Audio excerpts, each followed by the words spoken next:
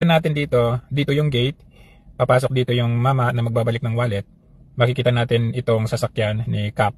So dito usually uupo yan, ililipat yan, tapos nandito si Cap dyan. Makikita ninyo na yung tao nandito na pala. Nandyan na. Nandito na sa may kaliwang bahagi. Bakit natin nasabi? Makikita ninyo. Makakagip ng live ni Cap. Natumba dito si Cap. Tumingin siya. So parang wala lang eh. Tapos, ayan, kunwari na. Ayan. Dito sa may kaliwang bahagi, yung gunman. Tingnan natin Tapos, kinuha niya dito yung kanyang cellphone. Kinuha niya yung live.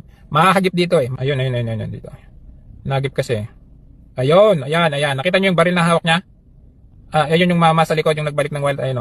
Ayan. Diyan, pwedeng daanan kasi yan ng tao eh. Kasi wala yung tao na yun kanina, di ba? Wala yung tao kanina. Bagong karakter yan sa dito sa specific na time frame na ito. Ayan, tingnan natin na. Ayan po, may hawak siyang baril. So, kung ito talaga gunman, hindi ba dapat binaril na rin niya yung nagbabalik ng wallet? Kasi witness na yun para sa kanya eh. Tingnan ninyo, wala man lang siyang mask, walang takip ng mukha, hindi nakabonet.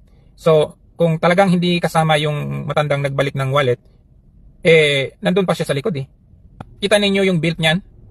Parang si Mayor yan Mayor, ikaw ba yan?